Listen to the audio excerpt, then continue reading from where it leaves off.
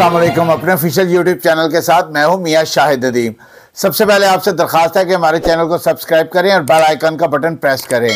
आप हमें Facebook page पर भी फॉलो कर सकते हैं। वज़ीर आज़म शहबाज शरीफ की गाड़ी पर फायरिंग, हकीकत क्या, ये भी मैं आपको इसमें बताऊंगा। इलेक्शन कमीशन का इजलास आज हुआ है, उसकी अंदरूनी कहानी भी मैं आपको आज अपने इस व्लॉग में बताऊंगा। और इमरान खान जो हैं वो उन्होंने टिकट्स फाइनल करने शुरू कर दिए हैं। अहम इजलास जो है वो उन्होंने बुलाया है और खैबर पख्तूनख्वा और पंजाब के हवाले से जो उनके उम्मीदवार हैं उनको शॉर्ट लिस्टेड किया जा रहा है और उनकी जो है वो टिकट्स के हवाले से उनको फाइनलाइज़ किया जा रहा है। जब हमारी पाकिस्तान तहरीक इंसाफ के ज़रिए से बात हुई तो उनका ये कहना था कि बहुत जल्द जो है वो जो उम्मीदवार हैं उनको शॉर्ट लिस्टेड कर दिया जाएगा और फिर उनको जो है वो कहा जाएगा कि वो अपनी इंतखाबी मुहिम चलाएं। आज जो है वो बाकायदा तौर पर इलेक्शन कमीशन का एक अहम इजलास हुआ जिसमें हमारे जो ज़राए हैं उन्होंने ये बताया कि जो इलेक्शन कमीशन है उसने इंतखाबात करवाने की ठान ली है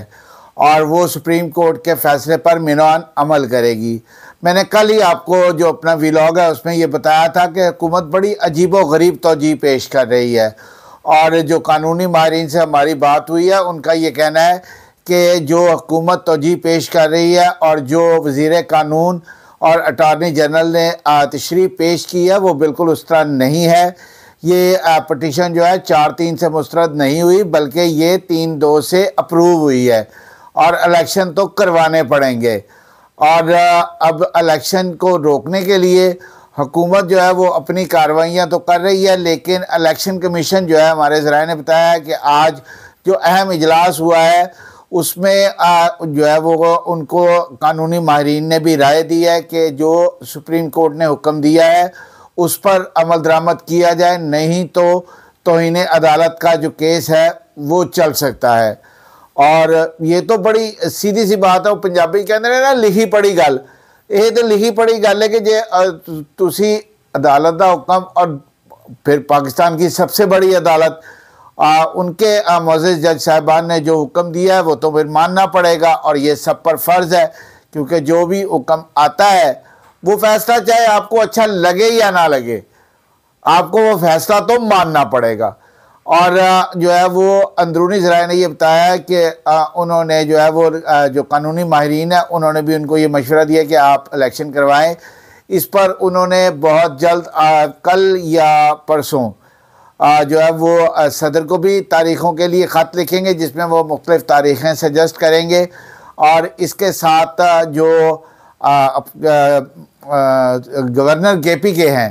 उनको भी तारीखें सजेस्ट करेंगे। और हमारे ज़राए ये बता रहे हैं, देखिए अब जो है वो अगर डेट चेंज हो जाए तो वो कहलाता बात है, लेकिन अब तक के जो मेरे ज़राए हैं वो ये बता रहे हैं कि जो इलेक्शन कमीशन में शुनीद चल रही है या उनकी जो गुफ्तगू चल रही है वो अप्रैल के दूसरे हफ्ते में जो है वो इनके इलेक्शन करवाने के पंजाब असम्बली के और KP के असम्बली के वो डेट्स जो हैं वो दी जाएंगी। कुछ एक की राय ये भी थी कि शवाल के बाद जो है वो इलेक्शन करवा लिए जाएं, लेकिन ज़्यादातर की राय ये थी कि अप्रैल के दूसरे हफ्ते में जो है वो तारीखें दी जाएं, 2-3 तारीखें दी जाएं, उसको सदर अप्रूव कर दें पंजाब के लिए और गवर्नर KP के अप्रूव कर दें जो है वो उसके लिए KPK के लिए, तो फिर इलेक्शन होंगे। इसके साथ ही 5 अरब रुपए जो है वो पहले मिल चुके हैं इलेक्शन कमीशन को और अब वो मज़ीद 25 अरब रुपए, क्योंकि इलेक्शन कमीशन ने जो तखमीना लगाया है उसके मुताबिक ज़रा ये कह रहे हैं कि 30 अरब रुपए का ख़र्चा आएगा दोनों इंतखाबात पर, तो वो 25 अरब रुपए के लिए हुकूमत को भी ख़त लिखने वाले हैं, वफाकी हुकूमत को। इसके साथ साथ जो है वो 1,17,000 के करीब जो है वो एहलकार चाहिए ड्यूटी के लिए, उसके लिए भी वो लिखेंगे। और सेक्रेटरी दाखिला ने भी हमारे ज़राए के मुताबिक इलेक्शन कमीशन को ये यकीन दहानी कराई है कि जो सुप्रीम कोर्ट का हुक्म है उस पर अमल दरामद होगा। और लाहौर हाई कोर्ट को भी जो है वो ROs के लिए बाकायदा तौर पर ख़त लिखा जाएगा और ये सब कुछ इस वीक में नहीं तो अगले वीक में तो ये लाजमी हो जाएगा। और मैंने आपको ये अंदरूनी खबर बता दिया, और ये बड़ी खबर है कि जो इलेक्शन कमीशन है हमारे ज़राए के मुताबिक, मैं फिर जोर दे रहा हूँ ज़राए के मुताबिक, अभी हतमी कोई फैसला नहीं हुआ क्योंकि ये तारीखें इलेक्शन कमीशन सजेस्ट करेगा, मुख्तलिफ तारीखें अप्रैल के दूसरे हफ्ते की, और फिर उस पर जो है वो सदर साहब कोई अपनी हतमी तारीख देंगे और गवर्नर KPK को हतमी तारीख देंगे। तो जो है अप्रैल के बहरहाल दूसरे हफ्ते में जो है वो इलेक्शन एक्सपेक्टेड है, और पाकिस्तान तहरीक इंसाफ इसके लिए भरपूर तैयारी कर रही है। जब हमने मुस्लिम लीग नून से पूछा तो उन्होंने कहा जी हम तो पहले ही वर्कर्स कन्वेंशन कर रहे हैं, तो हम जो है वो तो इलेक्शन की तैयारी में है, लेकिन इलेक्शन नहीं होंगे। उनका ये कहना है, जो हमारे नून लीग के ज़राए हैं उनका ये कहना है कि अभी नहीं होंगे, लेकिन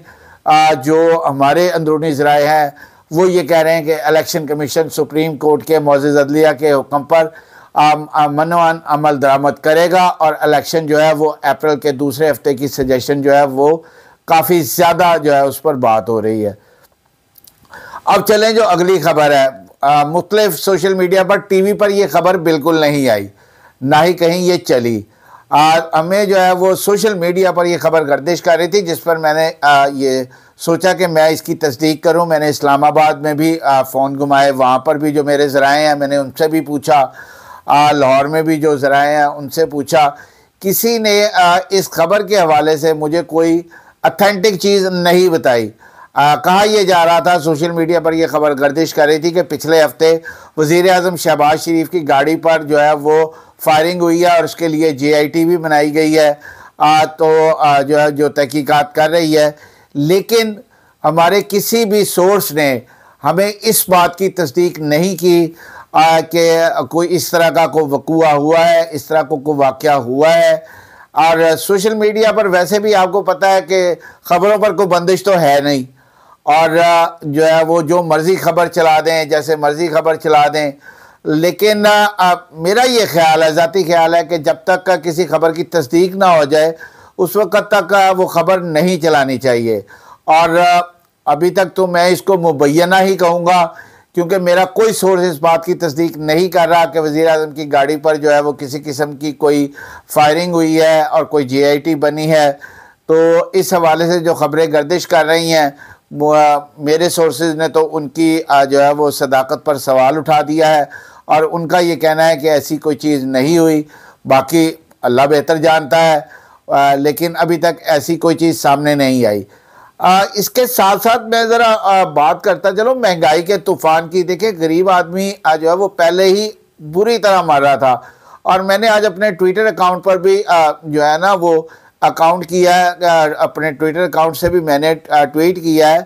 कि जो डार साहब जो है वो ज़रा हमें बता दें कि उन्होंने डॉलर 200 रुपये से नीचे लाने का वादा किया था, ऐलान किया था, या 300 रुपये से, क्योंकि आज एकदम 18 रुपये पे चला गया और डॉलर 285 बल्कि 288 रुपये पे फ़रोख्त हो रहा है, और ओपन मार्केट में तो कहीं जगह 292 रुपये पे भी फ़रोख्त हो रहा है। तो मैंने कहा ज़रा तस्दीक फरमा दें, हो सकता है कि हमारे सुनने में गलती लगी हो, क्योंकि डार साहब ने जो है वो बढ़कें तो बहुत मारी थी, लेकिन IMF उनको घुटनों पर ले आया है। आज जो है वो कारोबारी हालात मज़ीद दिगरगू होंगे, क्योंकि आपका जो इंटरेस्ट रेट है वो 20% पर चला गया है। उन्होंने 2% कहा था, हम जो है वो ज़रूरत से ज़्यादा शाह की वफादारी में हमने 3% कर दिया। तो महंगाई का एक ऐसा तूफ़ान आएगा जिसको झेलना आवाम के लिए मुश्किल ही नहीं नामुमकिन हो जाएगा। और ये अभी तक तो जो है वो जो खाने पीने की अशिया है जो है वो उसके अदाद शुमार के मुताबिक दही इलाकों में ये जो है वो 47% महंगाई रिकॉर्ड की जा रही है, और वैसे जो है रूरल एरियाज़ में जो अर्बन एरियाज़ हैं उनमें 41% महंगाई रिकॉर्ड सतह पर छू रही है, जबकि जो वैसे ओवरऑल महंगाई है वो 31% तक बढ़ गई है, और ये महंगाई मज़ीद बढ़ने का इम्कान है। आज के लिए इतना ही। अल्लाह आपका हामी नासिर हो। सबसे पहले पाकिस्तान।